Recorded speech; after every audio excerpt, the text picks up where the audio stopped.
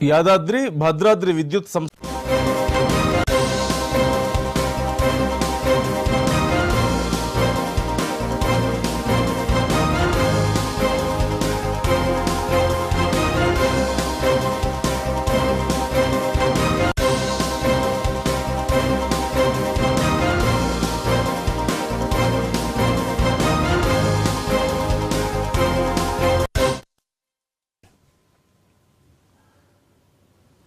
విద్యుత్ కొనుగోళ్ల అంశానికి సంబంధించి జస్టిస్ ఎల్ నరసింహారెడ్డి మీడియాతో మాట్లాడారు.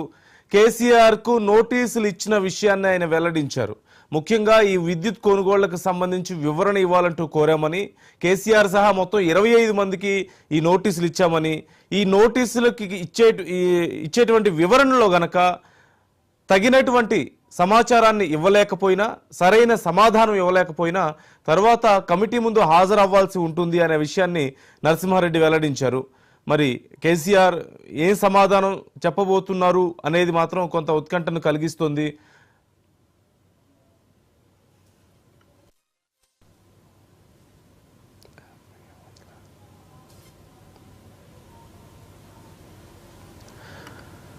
విద్యుత్ కొనుగోలు అంశానికి సంబంధించి జస్టిస్ ఎల్ నరసింహారెడ్డి మీడియాతో మాట్లాడారు. కేసీఆర్ కు నోటీసులు ఇచ్చామంటూ తెలిపారు. విద్యుత్ కొనుగోళ్లలో కేసీఆర్ సహా మొత్తం 25 మందికి నోటీసులు ఇచ్చినట్లుగా వివరించారు. వివరణ ఇచ్చేందుకు కేసీఆర్ జూలై 30 వరకు సమయం కోరారని, కానీ జూన్ 15 వరకు మాత్రమే సమయం ఇవ్వాలి అంటూ చెప్పినట్లుగా కమిటీ ఒప్పుకుందంటూ తెలుస్తోంది. కేసీఆర్ కి ఈ వివరాలను ఇప్పటికే తెలియజేశామని, 2016లో రెగ్యులేటరీ కమిషన్ కు అరవింద్ కుమార్ ఉన్నారని, అప్పుడు హెడ్ గా విద్యుత్ కొనుగోళ్లపై ఆర్థిక భారం పడుతుందని లేఖ రాశారని, ఓపెన్ బిల్డింగ్ ద్వారా డబ్బు ఆదా అవుతుందంటూ లేఖ రాశారు. ఆ తర్వాత సెక్రటరీగా లేరంటూ అరవింద్ చెప్పారు. ఈ అంశాలకు సంబంధించి వివరాలను నరసింహారెడ్డి వెల్లడించారు. ఒకవేళ గనక సరైన సమాధానాన్ని ఇప్పుడు ఇచ్చినటువంటి ఈ నోటీసులకు గనక సరైన సమాధానాన్ని ఇవ్వలేకపోయినట్లయితే హాజరవ్వాల్సి ఉంటుంది ఇక డైరెక్ట్ గా విచారణకు అంటూ కేసీఆర్ కు చెప్పినట్లుగా తెలుస్తోంది.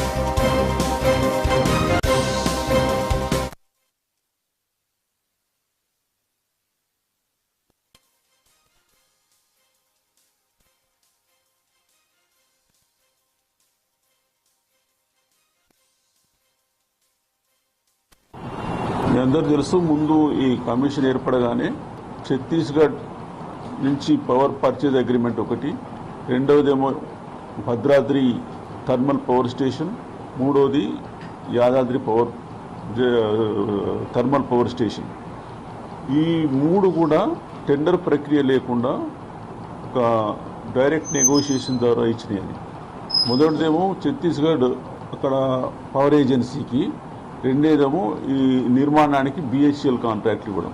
అయితే అందరికి లెటర్ రాసి దాదాపు 25 మందిని ఐడెంటిఫై చేసినాము. ఈ ప్రక్రియలో నిర్ణయం తీసుకున్న అధికారులు కానీ లేకుంటే అనధికారులు కానీ వాళ్ళందరికీ అందరూ కూడా వారు జవాబులు ఇచ్చినారు. ఒక మాజీ ముఖ్యమంత్రి చంద్రశేఖరరావు గారు జూలై ఎండింగ్ వరకు టైం అడిగినారు. అయితే మేము వాళ్లకు లెటర్ రాస్తూ మ్యాక్సిమం జూన్ 15 వరకు ఇవ్వండి, మాకు టైం లిమిటెడ్గా ఉందని.